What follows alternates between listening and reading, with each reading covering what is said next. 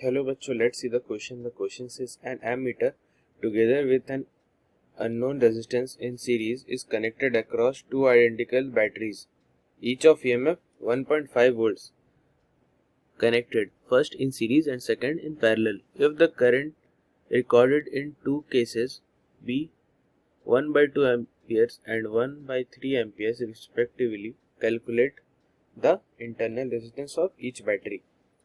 तो इस क्वेश्चन वगैरह की कॉन्सेप्ट होगा ओम्स लॉ।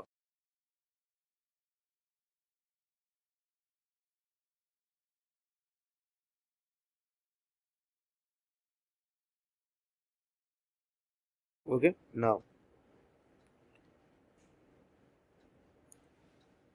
हमारा ई दिया हुआ है, हमारे यहाँ पे ईएमएफ दिया हुआ है मीन्स 1.5 वोल्ट, ठीक है, फॉर ईच बैटरी। आर है बैटरी का इंटरनल रेजिस्टेंस जो मान लेते हैं, ठीक है, आर को मान लेते हैं इंटरनल रेजिस्टेंस ऑफ बैटरी, और जो कैपिटल आर है इसे मान लेते हैं अननोन रेजिस्टेंस, ठीक है, जो एमीटर के साथ सीरीज में है, जो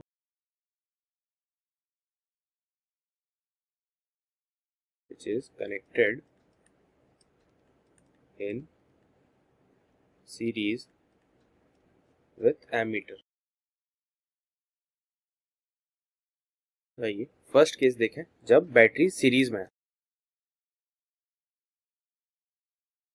जब दोनों बैटरीज को सीरीज में कनेक्ट किया है तो ईएमएफ होगा, टोटल ईएमएफ होगा 2E is equals to 2 into 1.5 जो कि हो जाएगा टोटल 3 वोल्ट्स, ठीक है, और टोटल इंटरनल रेजिस्टेंस हो चुका है 2R, ठीक है, कि दो बैटरीज को सीरीज में कनेक्ट किया हुआ है,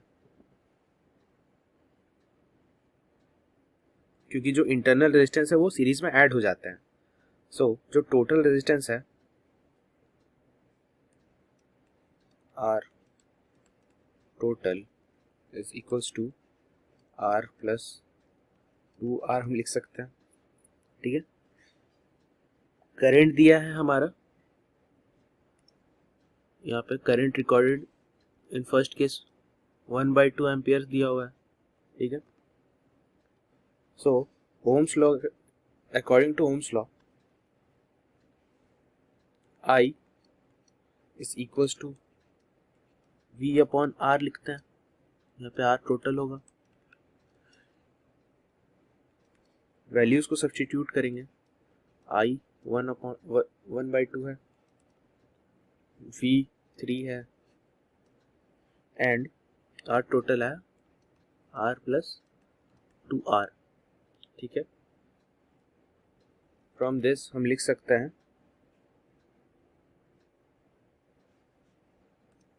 इससे एक इक्वेशन आ जाएगा, R plus 2R is equal to 6, इसे हम इक्वेशन 1 मानते हैं। नाउ अब केस 2 देखें, जब वो पैरेलल में है, ठीक है, इन पैरेलल, ओके। सो जब बैटरीज को पैरेलल में कनेक्ट किया है तो ईएमएफ सेम रहेगा, ठीक है, वो E is equal to 1.5 volts ही रहेगा, क्योंकि पैरेलल में वोल्टेज सेम होता है लेकिन इंटरनल रेजिस्टेंस पैरेलल में हाफ हो जाता है।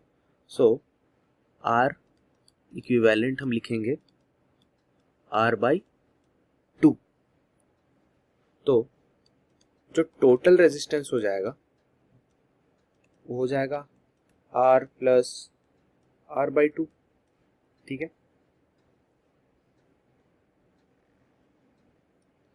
अब इस सेकेंड केस में हमारा जो करंट रिकॉर्डेड दिया हुआ है वो 1 by 3 एम्पियर दिया हुआ है,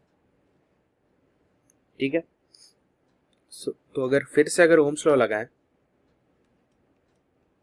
I is equal to V upon R, तो वो होगा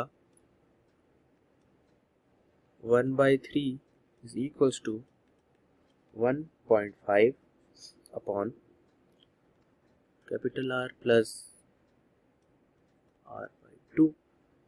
ठीक है, इससे हमारा दूसरा इक्वेशन मिल जाएगा, R plus R/2 is equals to 4.5। इसे हम इक्वेशन 2 मान लेते हैं। ठीक है, अब अगर दोनों इक्वेशंस को सॉल्व करें, ठीक है, now solving both the equations,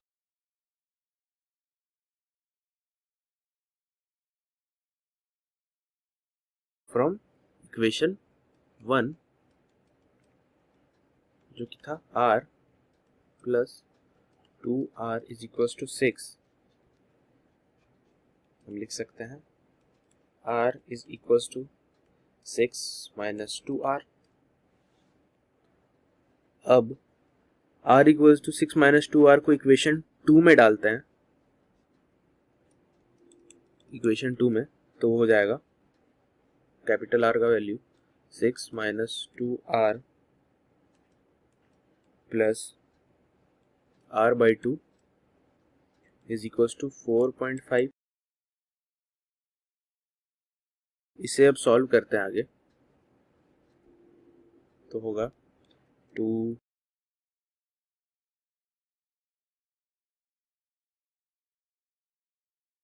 R is equals to 9, ये होगा 12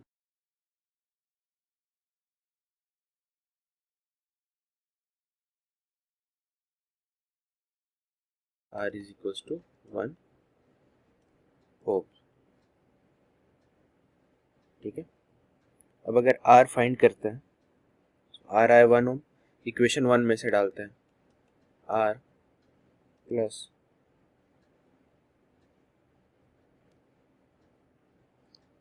2 इंटू 2R था, तो 2 इंटू 1 इज इक्वल्स टू 6। ठीक है, इसे सॉल्व करेंगे तो जो R का वैल्यू आएगा वो आएगा 4 ओम्स। ठीक है, तो हर बैटरी का इंटरनल रेजिस्टेंस वो है R is equal to 1 ohm, and जो एक्सटर्नल रेजिस्टेंस है वो capital R is equal to 4 ohms. So हमारा आंसर आ चुका है। Hope you understood it well, all the best.